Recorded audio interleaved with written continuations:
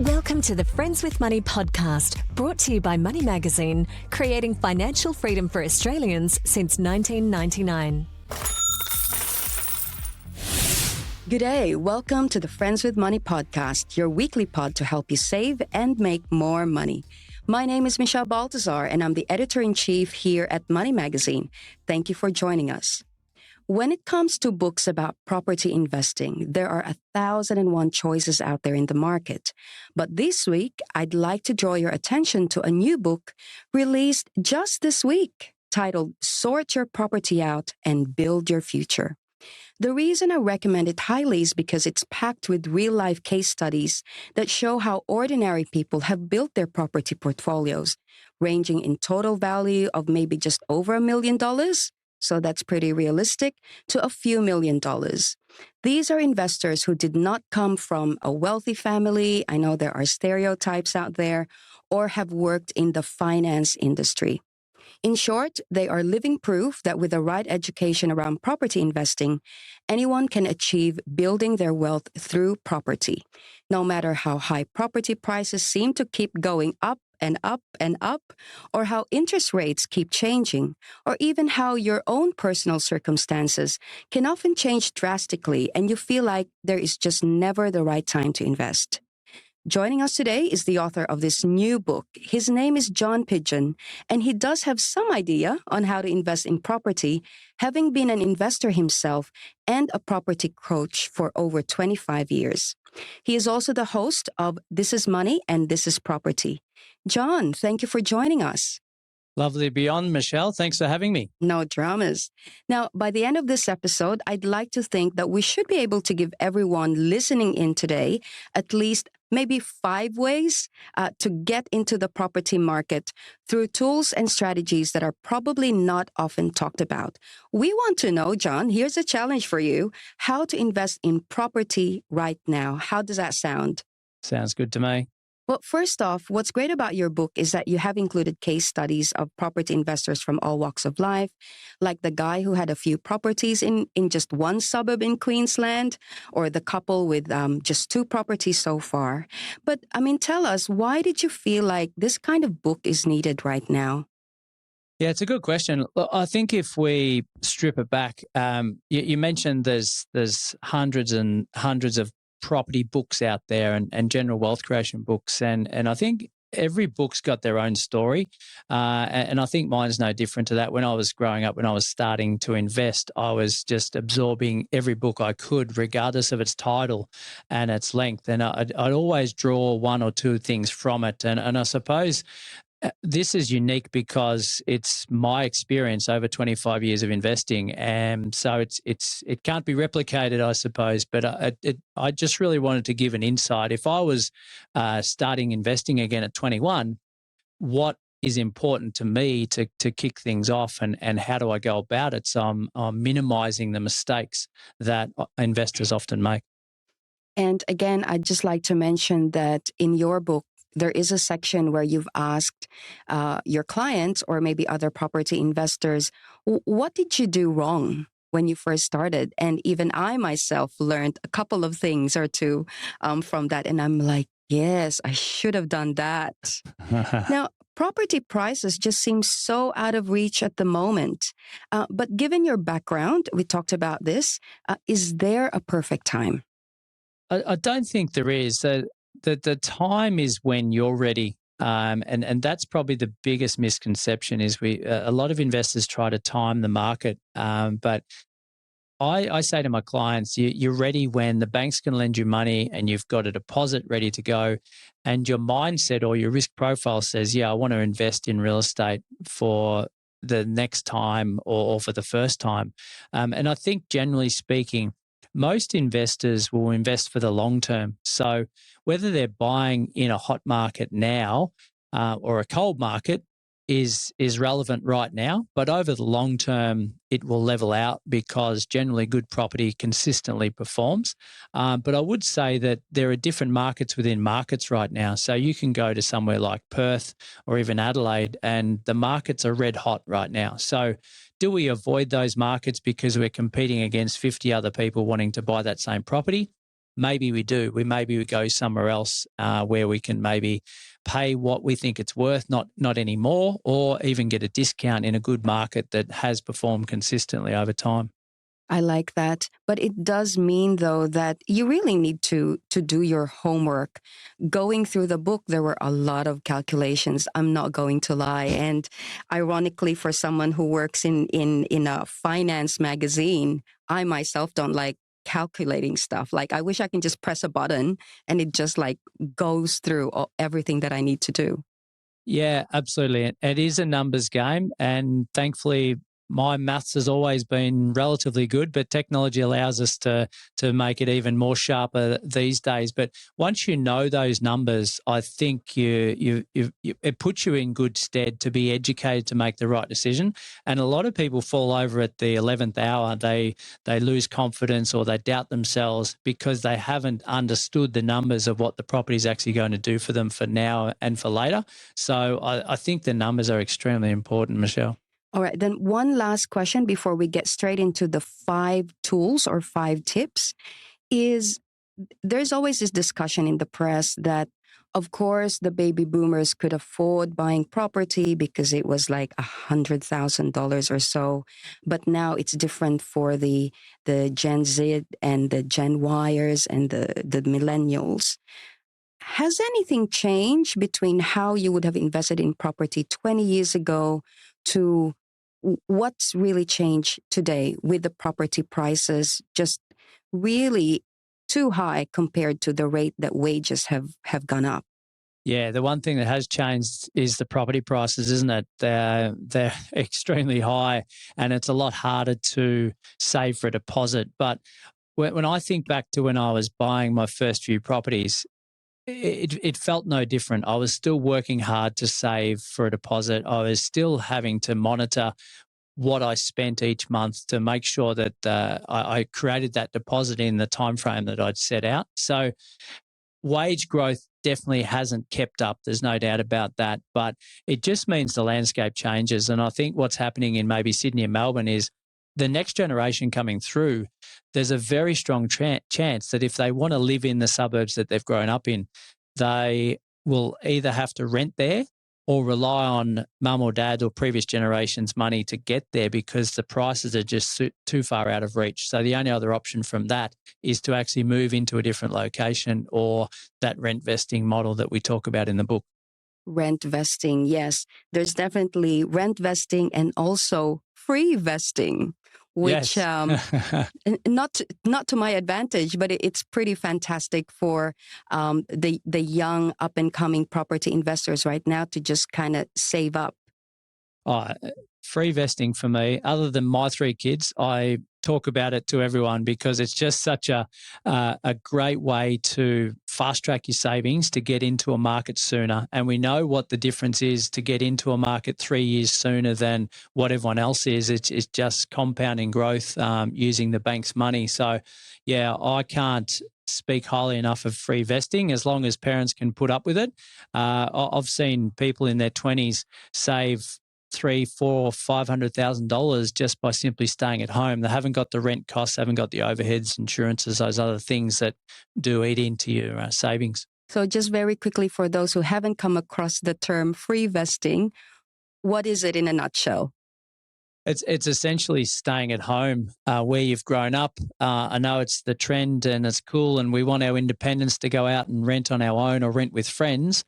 But staying at home is arguably much cheaper, and it doesn't mean we take parents for granted and don't pay them anything. We have to obviously respect that and follow the rules, but it's a much cheaper alternative. So we stay there for 2-3 years or however it takes to be able to then have that deposit to go and buy their first property. Right, right. All right. So 5 tools in 5 minutes. Are we ready? Let's do it. All right. So tell us, what are your 5 tools and strategies to invest in property right now?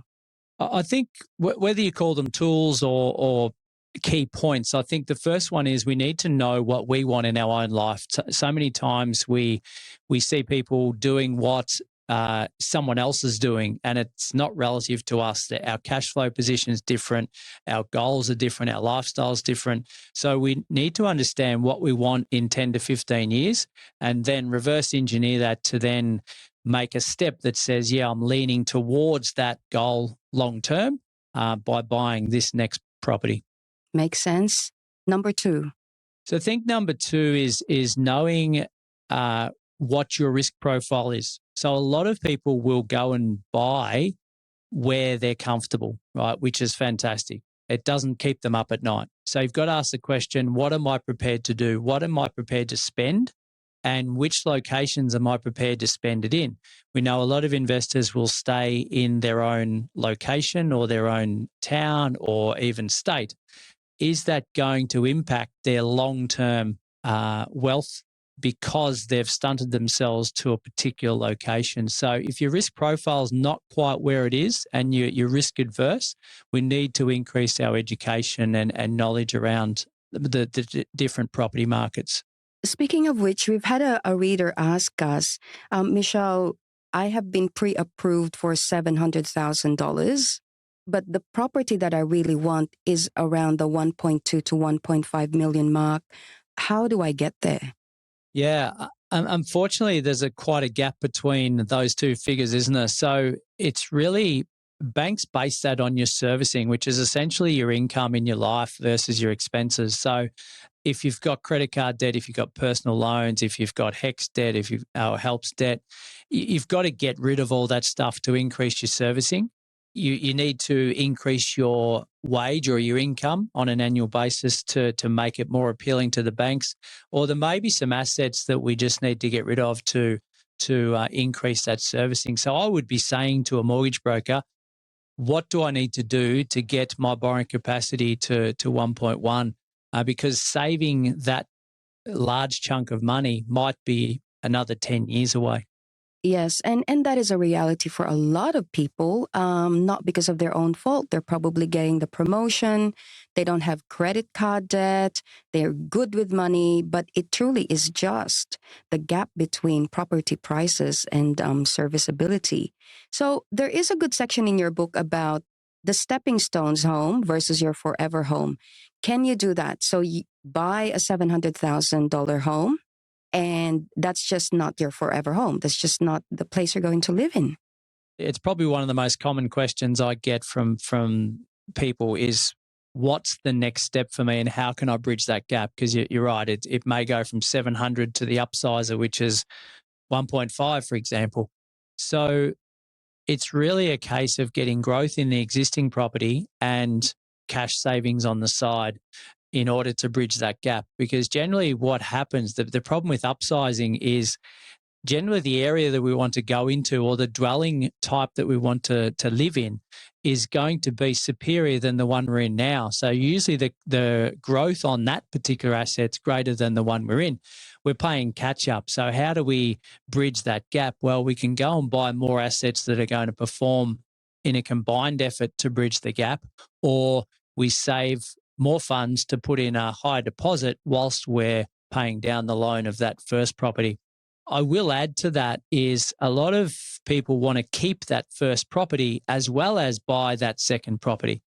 We've got to understand which way we're going to go with that, because if we're going to buy that second property as well as keep the first property, there's not as much desire to pay down the mortgage on that first property and more desire to keep our powder dry and keep those cash savings sitting in an offset account ready to use for that second purchase.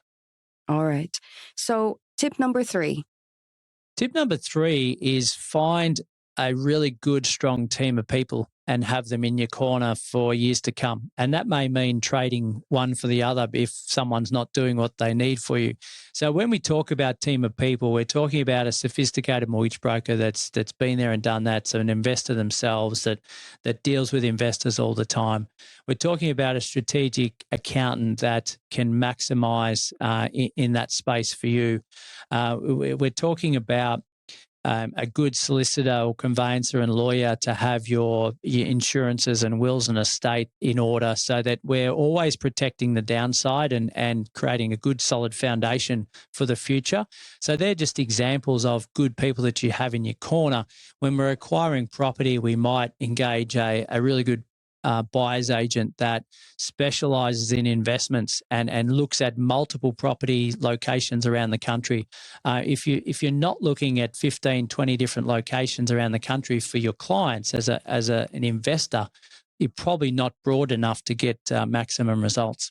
Now, I reckon it is so hard to build a team, because it's not like, say, for example, for me, my network are people in my industry. So I don't know if a conveyancer is good or not, or if a mortgage broker is good or not. It truly is just word of mouth, right? The first person that you come across almost. Is there a way to figure it out? And I'm going to throw in a question there. How do you fire your mortgage broker if they're not doing the right thing? Yeah, look, it's a tough conversation. Don't worry about that. But I think you're understanding who you've got in your corner by asking good questions of them. And the only way you can ask good questions is my fourth tip, which is actually educating and creating and gaining a greater knowledge in the area that you want to be an expert in. So I think too many investors try to outsource everything and presume that their accountant's doing a good job for them, presume that their mortgage broker's getting the best loan for them without actually asking good questions. So I think over the journey, if you're educating yourself and gaining more knowledge year in, year out, and podcasts like these give you a great platform to start with, you've got the ability to ask strategic questions. If they don't answer them in the way that you're comfortable and you don't get that gut feel about your professional, then it's time to upgrade. Easier said than done. Like you said, we trust that if you're an accountant, you know all the rules, you know the changes in the legislation where you could maximize your deductions, for example. So tip number 4 is education. What's your last but not least tool or point? Yeah, so the last one is look at, and everyone goes as their first part of finding real estate, or saying, wake up tomorrow and say, I want to go and buy a property. The first step usually for most uneducated is jump straight onto realestate.com or domain. And that's just a fact, because it's exciting. I can see what I've got there and like, oh, this looks nice and it's got a pool and all these lovely things. But they haven't got a borrowing capacity. They don't know what their long-term strategy is. If it's an investment, they don't know what yield or cash flow they need. They've got no rhyme or reason as to why they should buy in this particular location for this particular asset type. So that's almost the last piece of the puzzle. You've got to understand, I talk about in the book, an 8-point strategy, which talks about the overall strategy, the long-term outcome. It talks about the price point and the max price that they are going to buy in at. It talks about the yield that they need, or the cash flow from that particular property that's not going to bust them. It talks about the type of property, and over the last 20 years, for example, which types of property have performed better than others. And a lot of the research will give you that knowledge to then design that strategy to then say, okay, these are locations that we've now shortlisted. Now we jump on realestate.com or domain, not right at the start 1 month ago when we just start in Broome and end up in Bendigo. Guilty as charged, mate. That's what I do. I look at domain, I look at what's got a courtyard, what has a study. So all these 5 tips, whether it's education, knowing what you want, knowing your risk profile, what you can afford, the sleep at night factor, that is almost for the long term. And if you're saying property right now, surely we can give some practical tips as well. And for example, not a lot of people know what a guarantor is. And I think that is a really good way to say, I don't have the deposit, but my mom and dad, they've got a bit of equity here and I can do that right now. Yeah, it's the 10th wonder of the world, isn't it? Behind equity and free vesting. The bank of mom and dad. Yeah, that's right.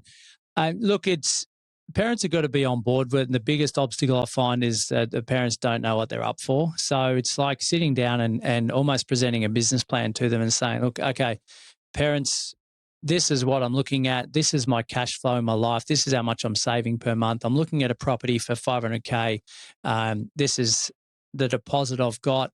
I'm coming to you to ask for a parental guarantor. This is how a parental guarantor works. This is this is what I want over the next 10 years of my life. It's like pitching it to them as a business plan to know that mum and dad can say, okay, yeah, now I know what it is and I'm safe and I've got some trust in the fact that you have your savings or your ducks in a row so that, because at the end of the day, the parents are the ones at risk, not the one receiving the parental guarantor. But it's an unbelievable leg up to get into the market maybe sooner because you've got less deposit. And when the cost of living has risen so fast, the parental guarantor is a better option to get into the market sooner, which in turn gives you a better chance of getting some growth in that particular asset. And I know that you have your own property coaching business. Do you find that your clients have been doing that lately, or what's been the most popular strategy? Yeah, a lot of first home buyers are taking advantage of a number of concessions out there, the stamp duty maybe, or the first home super saver scheme, or the parental guarantor. So it's definitely more common. None of those things were around when I first started investing. We did it the hard way. Right? But You I had to think stump up the money straight up. Yeah, correct. I was 1 year away before the stamp duty concessions came in. So anyway, missed that boat. But I think we've got to entertain all of those first. Some of them mightn't apply. Like, for example, in Victoria, stamp duty concession for first home buyers is like, I don't know, 600 or 650. You can't buy anything in Melbourne for that price or very little. Correct. So we don't just go and buy something to take advantage of the government grants or concessions, but we entertain it at the start and then we make a decision from there. And finally, the one on interest only versus principal and interest only, because I've been brought up thinking pay principal and interest all the time. You just want to get that principal payments down. But in fact, interest only is a good consideration for investment properties. Yeah, it's an interesting concept, Michelle, isn't it? Like, I just finished interviewing an investor from the States, and they have 30-year fixed loans at whatever the current rate is, which is outstanding. They don't want to pay it down. There's no incentive to. We in Australia have commonly 3 to 5 year interest only loans. Yes. So I think it's a great way for investors to be able to continue to move forward, knowing that the running cost of that property each month is going to be less because they're only paying the interest. Now, they're not paying down any of the principal, but if we're buying well, we're capturing some of the growth and our cash flow is manageable so that we maybe don't have to sell that property because the running costs are too high. If it's our owner occupier, 99% of the time, we want to be paying principal and interest. We want to be paying down that debt, which is considered bad debt by the banks. The income producing asset on our investment property makes it good debt, right? So understanding the difference between good debt and bad debt, which I talk about in the book, is ultra important. All right. This one is a new thing, and I found it refreshing to see that in your book, where you have a section where you ask your clients, what are your habits that support your goals? I think this is important. You want to develop habits or perhaps get rid of bad habits. Yeah, I'm really passionate about this, in particular, the habits. Like, everyone wakes up January 1, sets a New Year's resolution and says, this is my goal for the year. A lot of people, unfortunately, don't get to achieve those goals. And I think the missing piece of the puzzle is the habits. If I want to run a marathon in 6 months' time, that's great to write it on paper and tell everyone about it that I'm going to run it. But if I don't have the habits of sleep well each night, train 4 or 5 times a week, do some varied training and actually plan it out for the week and hit those habits each day, each week, each month, I'm not going to reach that marathon.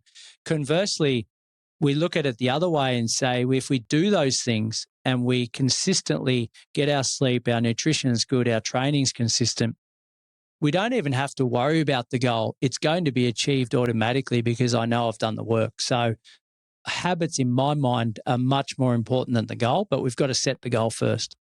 I like that. And you are a living example of that. For those who have not heard of John before, or you haven't listened to his podcast, I know that you're also a sports fanatic. You have a life-work balance. You prioritize your family. You live in this beautiful house away from the city, if you like, and running a successful property business. So once again, I want to keep talking. This is my jam, talking about property as well, but we've run out of time. So I just want to thank you for your time and sharing your tips so generously with us, John. Pleasure, Michelle. Thanks for having me on. I could talk all day with you about property as well. Right. Before we go, don't forget that if you enjoy listening to the Friends with Money podcast, we'd love for you to recommend it to your own friends and family, or you can help us out by leaving a review on iTunes or the Apple Podcast app. You can also send in any questions or even topics you'd love for us to cover through our dedicated email, which is podcast@moneymag.com.au. Now, John has been very generous. We've got 5 books to give away. His new book, Sort Your Property Out and Build Your Future, out now. So there you have it. Listen to John. He's got his own podcast. I enjoyed listening to it. Plenty to talk about. And I wish you all the best in your own property investing journey. That's it for this episode. I'm Michelle Baltazar. Bye for now.